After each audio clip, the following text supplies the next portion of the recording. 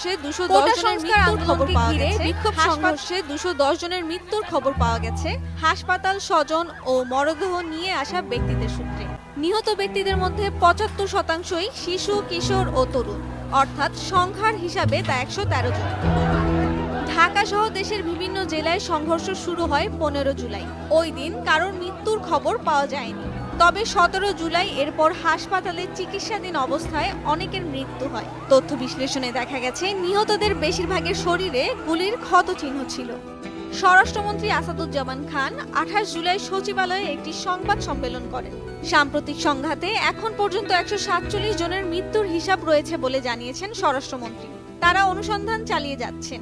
এরপর যদি মৃত্যুর প্রকৃত তথ্য পাওয়া যায় তাহলে সংখ্যাটি বাড়তে পারে বলে জানিয়েছেন তিনি। সংবাদ সম্মেলনে আসাদুজ্জামান খান বলেন, নিহতদের মধ্যে যারা ছাত্র, তাদের মধ্যে ছাত্রলীগের ছেলেও রয়েছেন। বিভিন্ন শ্রেণী পেশার বিভিন্ন বয়সের মানুষও রয়েছেন। বিভিন্ন রাজনৈতিক পরিচয়ের মানুষও রয়েছেন। এসব বিষয় পরে বিস্তারিতভাবে জানানো যাবে।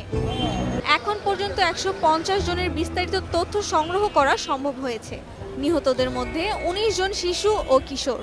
এর মধ্যে 4 বছর বয়সী শিশুও রয়েছে। 18 থেকে 29 বছরের মধ্যে মারা গেছেন 94 জন। 21 জনের বয়স 30 থেকে 39 বছরের মধ্যে, আর 40 বা এর বেশি বয়স 16 জনের। সংঘর্ষে ঢাকায় সবচেয়ে বেশি মৃত্যু হয়েছে। 150 জনের মধ্যে 88 জনই ঢাকায় নিহত হয়েছে। এর মধ্যে রয়েছে নরসিংদী, সেখানে নিহতের সংখ্যা 15। এছাড়া নারায়ণগঞ্জে 14, গাজীপুর সহ অন্যান্য জেলায় 5 জন। নিহত 150 জনের তথ্য বিশ্লেষণে আরও দেখা যায় নিহতের মধ্যে অন্তত 45 জন শিক্ষার্থী। নিহতদের বড় অংশই শ্রমজীবী। দোকান, হোটেল, বিক্রয় কেন্দ্র ইত্যাদি কর্মী ছিলেন 25 জন। দোকানদার, ক্ষুদ্র ব্যবসায়ী ও হকার 16 জন। দিনমজুর ও সমজাতীয় পেশায় কাজ করা 11 জন। গাড়ি, ট্রাক, রিক্সা, ভ্যান চালক ও সহকারী 13 জন এবং পোশাক কারখানার শ্রমিক ও কর্মী 5 জন সংঘর্ষে নিহত হন।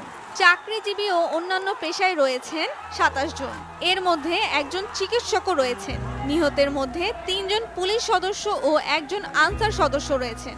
সাংবাদিক মারা গেছেন 4 জন। বিক্ষোভ দমনে বুলেট ও গুলি ব্যবহার নিয়ে নিরাপত্তা বিশ্লেষক brigadier general M Sakhawat Hossain প্রথম আলোকে বলেছেন, পুলিশের কাছে অহরহ যেসব অস্ত্র দেখা যায় তা চাইনিজ রাইফেল। এ ধরনের অস্ত্র সাধারণত সামরিক বাহিনী ও আধা সামরিক বাহিনী বিজিবির কাছে থাকে। আর্মড পুলিশের কাছেও থাকতে পারে, তবে সাধারণ পুলিশের কাছে থাকার কথা নয়। তিনি বলেন, যুদ্ধক্ষেত্র ছাড়া বিশ্বের কোথাও নিরস্ত্র মানুষের বিক্ষোভ দমনে এভাবে প্রাণঘাতী অস্ত্রের ব্যবহার দেখা যায় না।